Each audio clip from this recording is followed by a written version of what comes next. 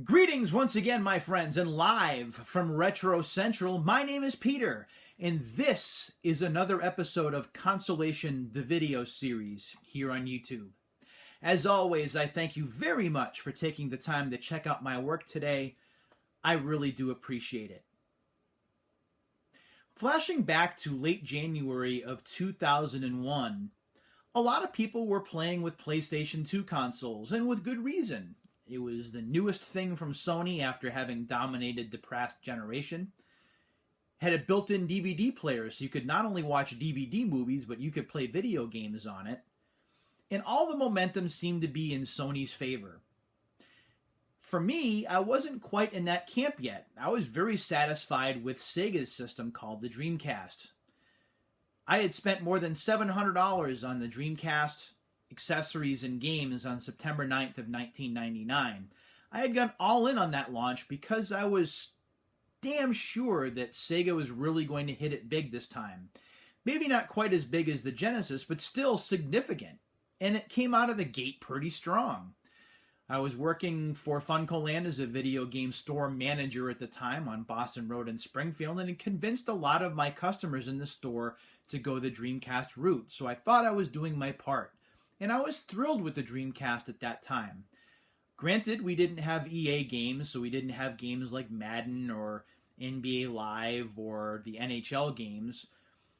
But the sports side of myself was still quite satisfied because we had the NFL 2K games, we had the NBA 2K games, we had NHL 2K, which was okay. Plus, we had Midway sports games as well. We had an awesome version of NFL Blitz 2000. NBA on NBC Showtime was as close to the arcade as we could get. And me, I was satisfied. I was happy. And the PlayStation 2 could wait, at least until the excitement died down. Until, that is, January 31st of 2001. On that date, Sega made an announcement that the Dreamcast was going to be discontinued in March and was going to be clearanced off store shelves and eventually phased out. It bothers me still to this day remembering reading this on the message boards and remembering how frustrated and angry I was as a customer. I believed in Sega after giving up on them initially. After the 32X, I had kind of walked away from Sega altogether, and I know that I've talked about this in a past Consolation episode, but it bears repeating. The Sega CD left me kind of tepid. I wasn't angry at Sega for not supporting it enough, but it really wasn't a mind-blowing piece of hardware. And then I spent money on the 32X, and that was a piece of crap. After the first wave of games, after Virtua Racing and the rather lackluster Star Wars Arcade, it was kind of tough to find a lot of games on the system or on the add-on that were really worth owning. So when the spring and summer of 1995 rolled around, and after Sega had surprise launched the Saturn for $400, I was nowhere near prepared to pay that kind of money to Sega. I was not a believer. I had lost hope in the company. I thought that they would flounder, and they did. I went PlayStation instead and was rewarded for that. PlayStation wound up winning that console generation, had a lot of great games, both on a first-party and a third-party level. And even buying the Nintendo 64 a year later, a lot of Nintendo's first-party games and a few select third-party games were also fantastic. So by leaving the Saturn behind, at least in my opinion, and I know that I've been proven wrong in later years after watching videos from GameSack and from Classic Gaming Quarterly and others, that perhaps I was a little judgmental of the Saturn and missed out. But the fact remains I was pretty happy with the decisions that I had made.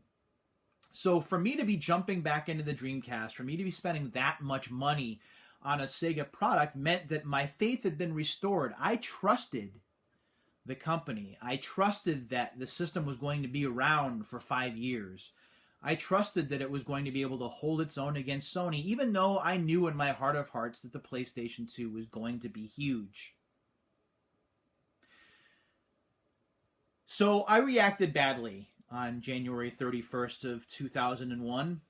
after I read that information on message boards. I remember that I was at home sick from work. I had the flu. I had gone to the doctor. I was told to stay home. And I couldn't. I knew at that point that I had to do something to get rid of my Dreamcast because I was so unbelievably angry at Sega, even though I had no right to be. Even though it wasn't really Sega's fault, and they had to do what the company had to do in order to stay solvent. I understand that. But as a customer, I was pissed. And I know I've talked about this in past videos, but just as a reminder, the next day, on February 1st of 2001, even though I was still sick from work, I had a doctor's note. I took all of my Dreamcast stuff, all of it, system, games, accessories, put it all in big bags, dumped it into my car, and sped over to one of my favorite video game stores at the time, which was called Fantasy Realms. I talked about that in episode 25. Brought the bags into the store, put them on the counter, said I want to trade all this stuff in. I want to get a PlayStation 2. And it just so happened there was one new one left. Didn't say why I was trading the stuff in. I had to do it. I did the deed. I got rid of all those games. I got rid of all the VMUs, the extra controllers. I walked out of there with a PlayStation 2 and a bunch of games. And I explained to the owner why it was that I traded them in after the fact. And that was pretty much the end in terms of my relationship with the Dreamcast console. It's been 15 years now, and I've given some thought to it. And while I'm still angry about it, I made a mistake. It's something that, looking back on it now, I regret. Because the Dreamcast, at least in my estimation, was a very good console. Was a great platform for arcade-to-home conversions. Probably as close to the arcade as we really could get before games started to be developed more around the home market than the arcade market. I still remember on September 9th of 99 when I first got a chance to play NFL Blitz 2000 on my home console, how blown away I was at how close to the arcade it was. Moved at 60 frames a second, and the characters looked like they did in the arcades. Tim Kitzrow sounded exactly like he did in the arcades. The only thing that I thought the game was missing was a coin slot. I was blown away by it, and that game alone justified the purchase of the Dreamcast for me. Not to mention the enjoyment I had with Sonic Adventure over here, with Hydro Thunder, with Flag to Flag, with Ready to Rumble, with a bunch of other games that I bought at launch. But I reacted badly. I reacted angrily. I was pissed. And I thought back then, and part of me still does 15 years later, that I had a right to be. The belief that I had in the company was kind of thrown away because of mismanagement, because the company ran out of money, whatever the situation was. Depending on the historian that you talk to, depending on the observer that you talk to, there are a variety of reasons why Sega decided to fold up its tent and go third-party only. But the fact remains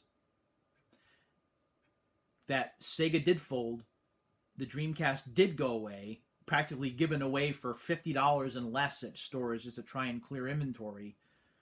And then it just became a piece of history less than 5 years after its release.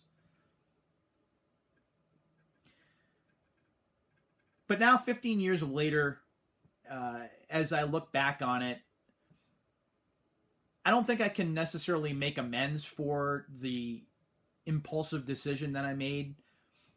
But I do miss the Dreamcast now. Miss it so much, in fact, that one of my goals for 2016, which I've got my fingers crossed that I can do, is to get another Dreamcast console and to start to build a library for it. At least to the games that I played a lot when I had the system. Games like Crazy Taxi and Virtua Tennis and Sega Bass Fishing, NFL Blitz 2000, NBA Showtime.